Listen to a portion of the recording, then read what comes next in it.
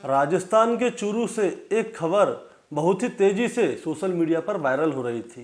दरअसल एक घर जो कि जंगल में बना हुआ होता है, उसमें कहीं पे भी कोई कपड़ा पड़ा हुआ होता है, उसमें अचानक से आग लग जाती थी।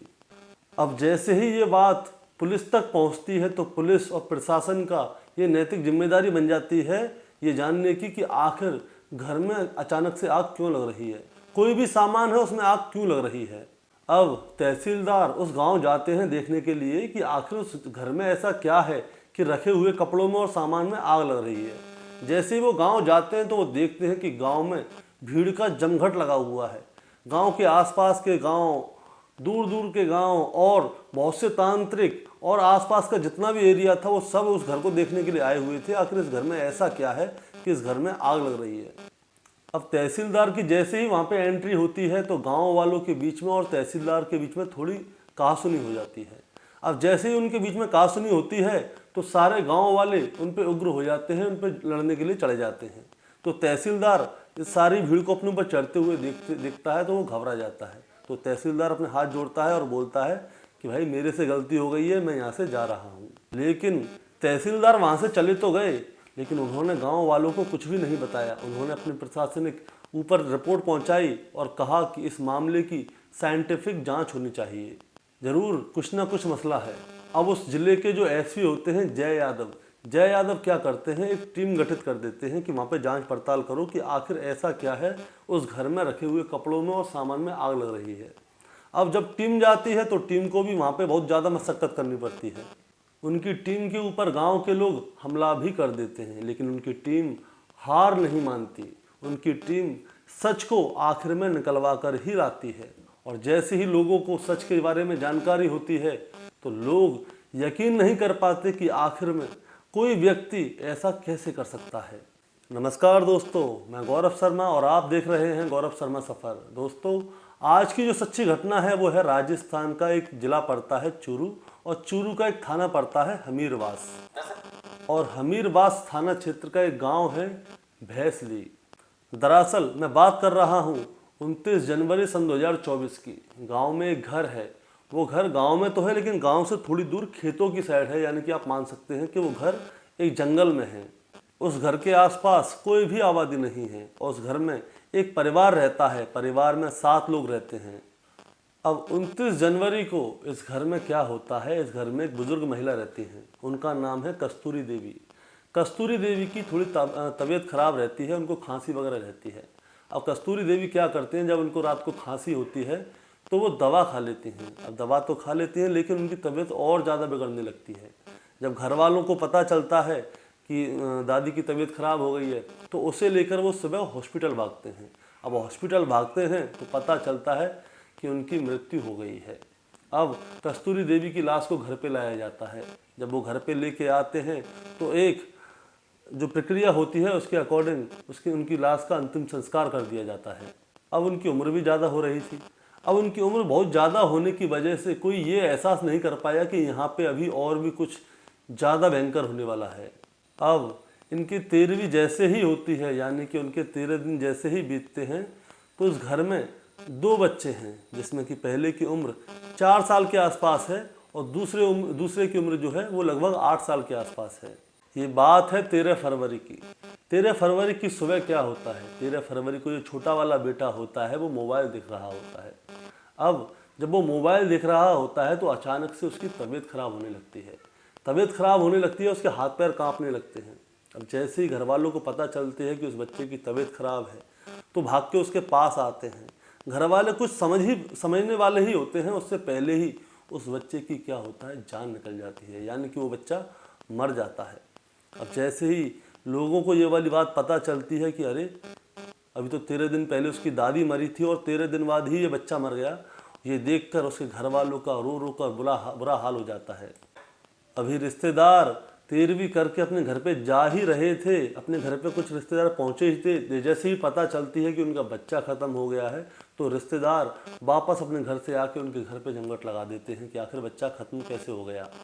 गांव में जगह जगह शोर मच जाता है कि देखो अभी तो उस बूढ़ी औरत की मौत हुई थी और अब उसके पड़पोते यानी कि पोते के भी बेटे की मौत हो गई है।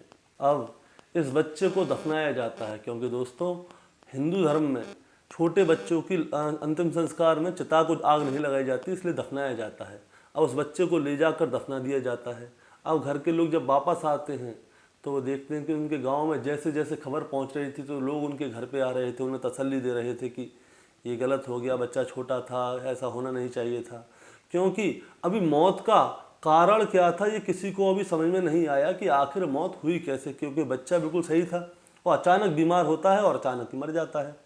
अब धीरे धीरे दिन गुजरने लगते हैं और अब दोबारा से 13 दिन बीतते हैं, यानी कि 28 फरवरी सन 2024 को अब इस घर में जो बड़ा बेटा होता है, जिसकी उम्र 8 साढ़े 8 साल के आसपास थी, उसका नाम होता है अनुराग। और अनुराग की भी मौत वैसे ही हुई थी जैसे कि उसके छोटे भाई जो कि 4 साल का था गर्वित की मौत जैसे हुई थी, वैसे ही अनुराग की मौत हुई। अचानक से बीमार होता है, घर वाले कुछ समझ नहीं पाते, उसके हाथ पैर कांपते हैं और वो मर जाता है।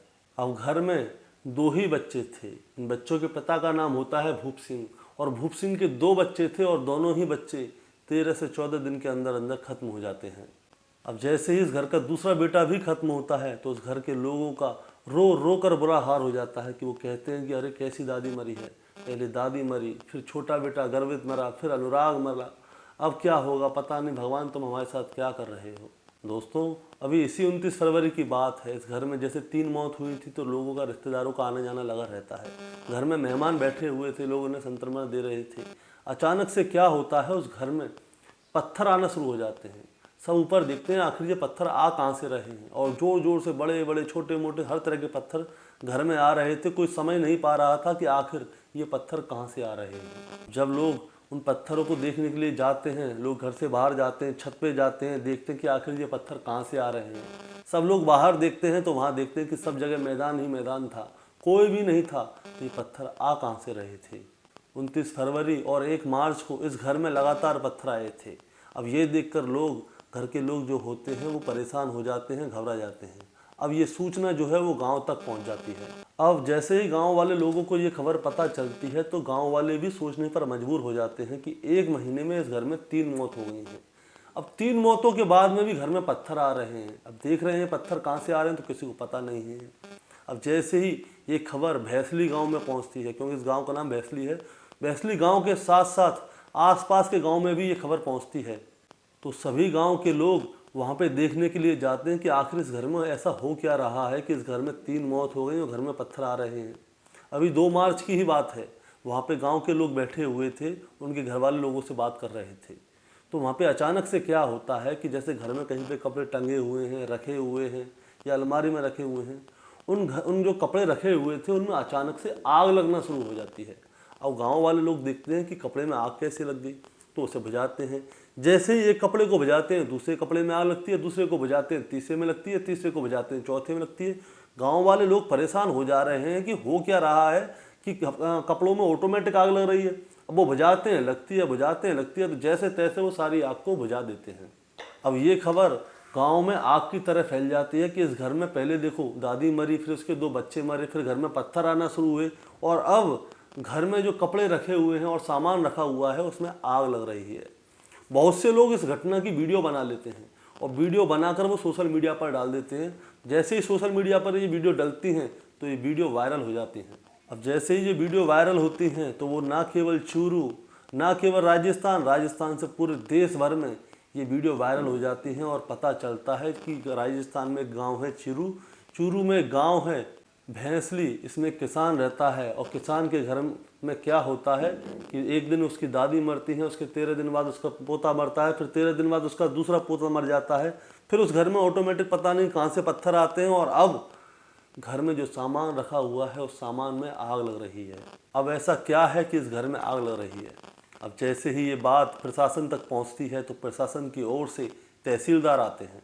अब तहसीलदार जब गांव जाते हैं तो वो देखते हैं कि इस गांव में जो घर था उस घर की लोग रखवाली कर रहे हैं, और इसके सारा जितना भी सामान था वो सारा सामान घर से बाहर ला के रखा हुआ है, क्योंकि जैसे ही किसी सामान में आग लगती वो तुरंत उसे बुझाते। अब घर का सारा सामान बर्बाद ना हो जाए तो वो सारा सामान उन लोगों ने बाहर रख लिया था, और उस घर में पत्थर भी आ रहे हैं। इसकी वजह से गाँव वाले लोगों ने फैसला किया कि वो लोग इस घर की देखभाल करेंगे कि आखिर पत्थर कहाँ से आ रहे हैं। तो होता क्या था, 200 लोग तो दिन में उस घर की देखभाल करते थे और 200 लोग रात में उस घर की देखभाल करते थे। अब तहसीलदार जैसे ही आते हैं तो उन लोगों से बात करते हैं। जब वो लोगों से बात कर रहे होते हैं तो अचानक से उनकी आंखों के सामने ही एक कपड़े में आग लगना शुरू हो जाती है। अब तहसीलदार जैसे ही देखते हैं कि अरे ये तो बात सच है, तो यहाँ पे अचानक ऑटोमेटिक इस कपड़ों में और सामान में आग लग रही है। अब वो ये देखकर अपनी रिपोर्ट उच्च अधिकारी को देते हैं। अब यहाँ के जो अध्यक्ष होते हैं, यानी कि हमीरवास थाने के जो अध्यक्ष हैं, उनका नाम है मदन बिश्नोई। अब मदन बिश्नोई जी जब मौके पर पहुँचते हैं तो पता चलता है कि गांव वालों को किसी बात पर गुस्सा आ जाती है। गांव वालों को इतना गुस्सा आता है कि वो गांव वाले इनकी टीम के ऊपर हमला कर देते हैं। ये बताया जा रहा है कि पुलिस की कईयों गाड़ी को नुकसान भी पहुंचाया गया है और यहाँ तक कि कुछ पुलिस वालों को पीटा भी गया है।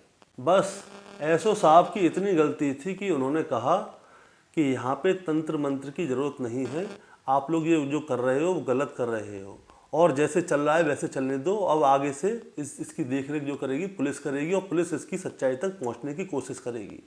अब गांव वालों को और घर वालों को इसलिए गुस्सा आ गया था कि उनको ये अंदर लग रहा था कि 1 महीने में देखो 3 मौतें हुई हैं और उसके बाद में ये एसओ साहब अपनी बात कर रहे हैं, ये हमारे बारे में कुछ समझ नहीं रहे।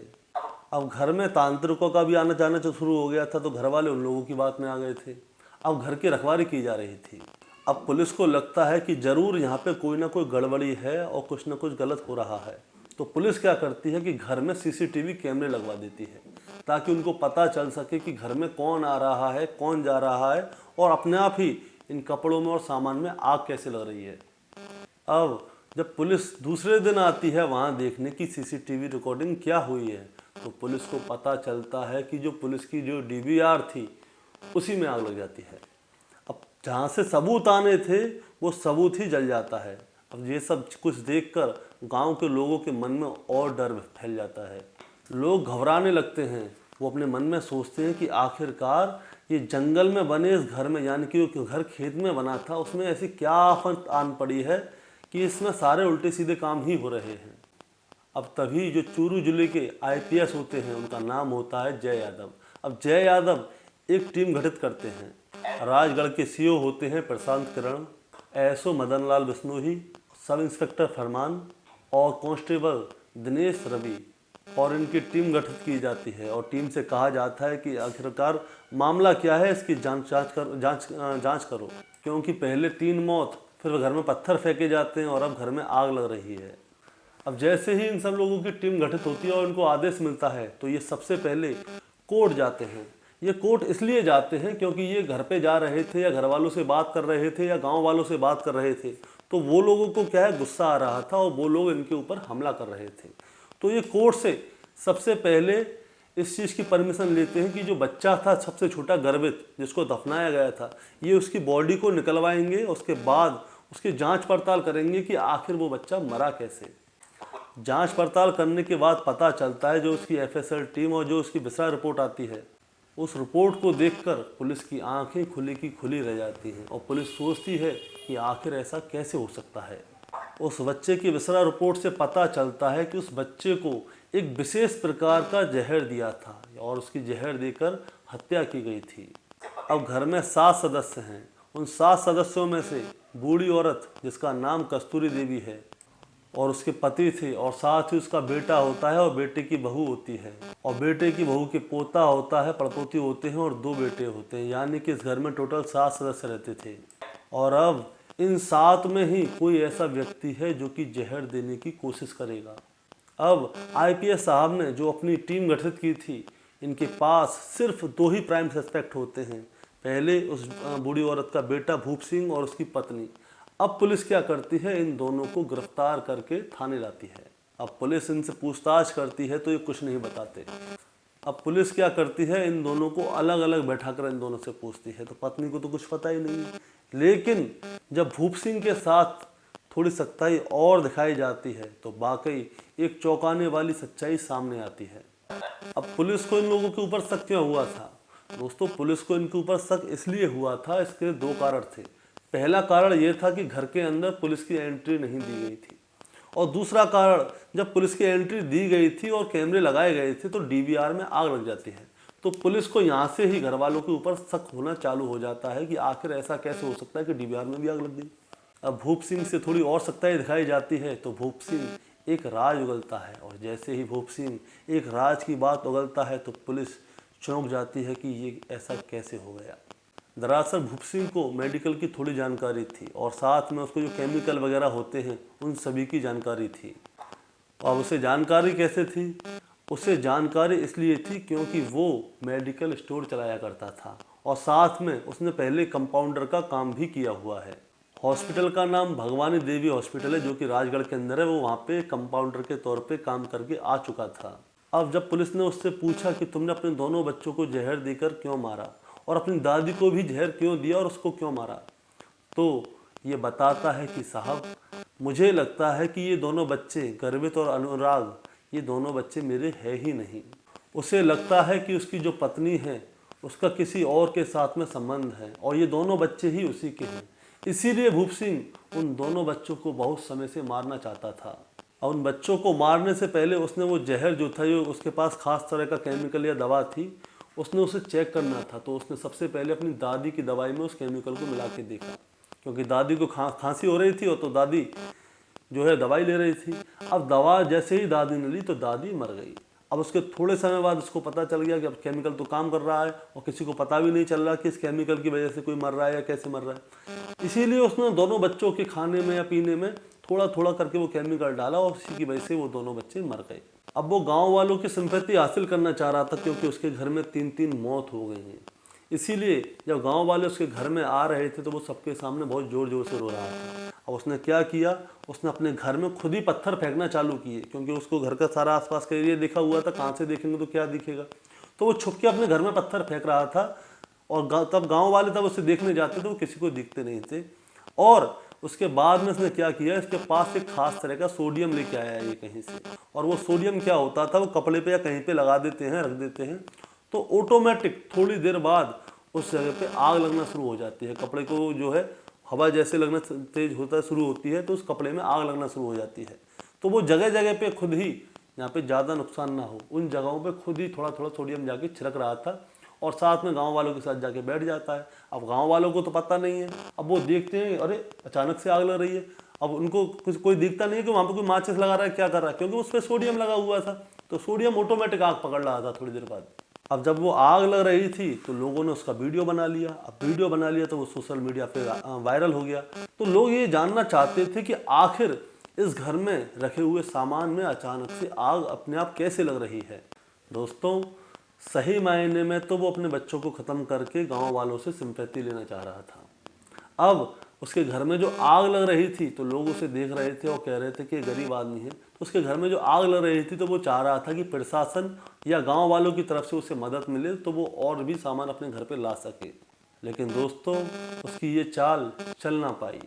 उसने पुलिस को और गांव वालों को परेशान तो खूब किया, लेकिन वो अपने ही खेल में फेल हो गया। गांव वाले लोग इतने भोले थे कि वो देखना चाहते थे कि आखिर इसके घर में ऐसा हो क्या रहा है। दिन में 200 लोग और रात को 200 लोग उसके घर की देखभाल किया करते थे। पुलिस उसके घर के आसपास घूमती रहती थी कि भाई इस घर में ऐसा क्या हो रहा है, लेकिन वो अपने बुने हुए जाल में खुद ही फंस गया। अब जैसे ही गांव वाले लोगों को ये पता चला कि भूप सिंह ने अपने सगे 2 बेटों को खुद ही मारा है, क्योंकि उसे अपनी पत्नी के ऊपर शक था कि उसके किसी और के साथ नाजायज संबंध हैं और ये बच्चे जो हैं किसी और के हैं, और उससे पहले उसने अपनी दादी को मारा ताकि लोगों को ऐसा लगे कि ये सब प्राकृतिक मौत है और ये ऑटोमेटिक मर रहे हैं। तो गांव वालों के पैरों के नीचे से जमीन खिसक गई कि वो सोच रहे थे कि हमें इसके लिए क्या क्या किया और ये कैसा निकला। दोस्तों, आप इस वीडियो पे अपनी राय जरूर दें और बताएं कि भूप सिंह के साथ आखिर क्या होना चाहिए, क्या उसने सही किया या गलत। दोस्तों, इस वीडियो को, इस कहानी को आपको सुनाने का मतलब आपको परेशान करना या विचलित करना नहीं है, बस आपको सतर्क करना है।